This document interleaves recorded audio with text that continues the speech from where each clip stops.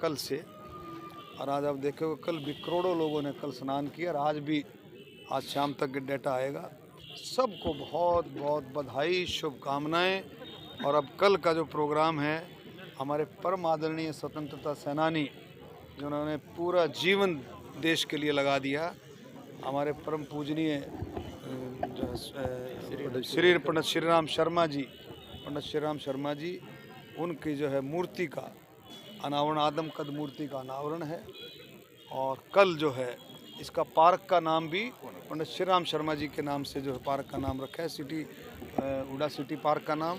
और वहीं पर बाहर ही पार्क के बाहर ही उनकी आदम कद जो है प्रतिमा का अनावरण माननीय मुख्यमंत्री हमारे बहुत ही सबके प्यारे हमारे नायब सैनी जी कल उसका अनावरण करेंगे। और इतना जोश जो है लोगों में, आप देख लो, आप मैं दूसरी बार इसका जायज़ा लेने के लिए आया हूँ, इंतज़ाम देखने के लिए। हर घर में जोश है, आप देखेंगे हर घर से लोगों में इतना जोश है कि हर घर से कोई ना कोई निकल करके आना चाहता है इस प्रोग्राम में शामिल होने के लिए।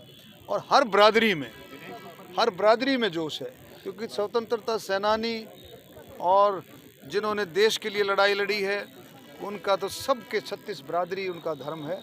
और सब के सब जो लोग जो है मिलजुल कर के इस प्रोग्राम को कामयाब करेंगे। माननीय मुख्यमंत्री जी को सुनेंगे, जो प्रधानमंत्री जी की, माननीय मुख्यमंत्री नायब सैनी जी की, हरियाणा सरकार की जितनी योजनाएं हैं उन पर भी चर्चा हो।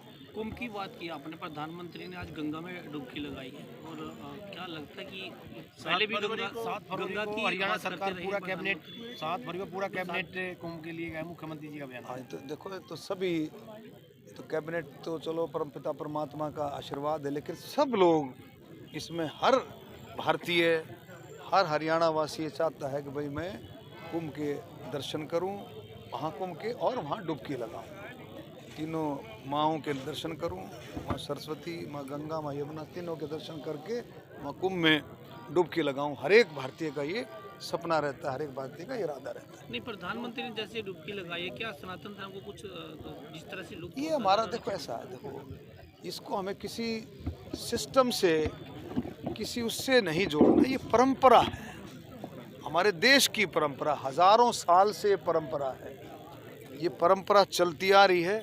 और इस परंपरा को देश के संतों ने, देश के आदि काल से परंपरा है, उस परंपरा को हम सब मिल कर के उसको फॉलो कर रहे हैं।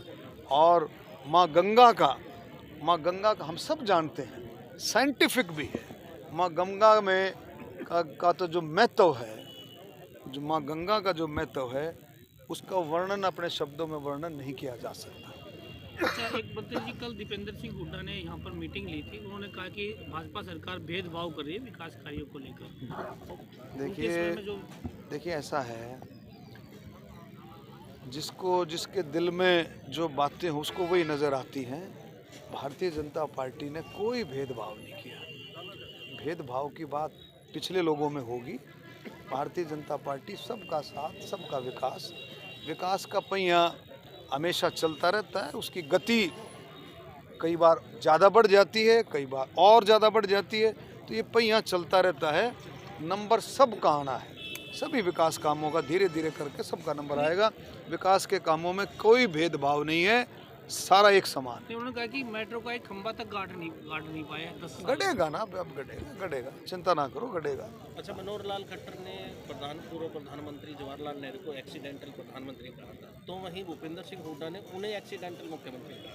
देखिए ऐसा है, कहने को तो कुछ कह लोग भाई, लेकिन बनने के बाद, माननीय मुख्यमंत्री मनोहर लाल जी ने बनने के बाद जो परंपराएं सेट की, जो हरियाणा के अंदर सेट किया, आज उसी का नतीजा है जो तीसरी बार भारतीय जनता पार्टी की सरकार बनी। मैं आपको उदाहरण भी दे सकता हूँ, जैसे नौकरियों में ट्रांसपेरेंसी।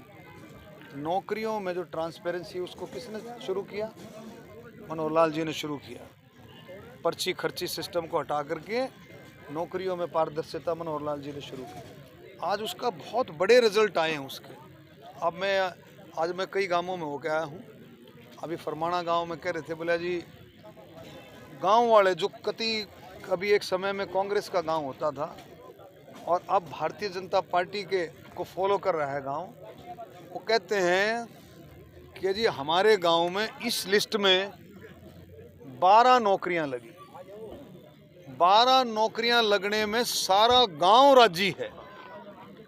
क्यों 12 किसकी लगी? अपनी मेहनत से लगी। और यही 12 नौकरियां खर्ची पर्ची से लगती तो सारा गांव उस पार्टी से नाराज होता है ना नतीजा। तो इसका बहुत बड़ा इफेक्ट मनोहर लाल जी की जो नीति का बहुत बड़ा इफेक्ट इस पर आया। तो भाई मनोहर लाल जी को एक्सीडेंटल मुख्यमंत्री कहना बिल्कुल सरासर गलत है। उन्होंने अपनी मेहनत से, अपने दिमाग से पार्टी के लिए, हरियाणा के लिए खूब काम किया। धन्यवाद।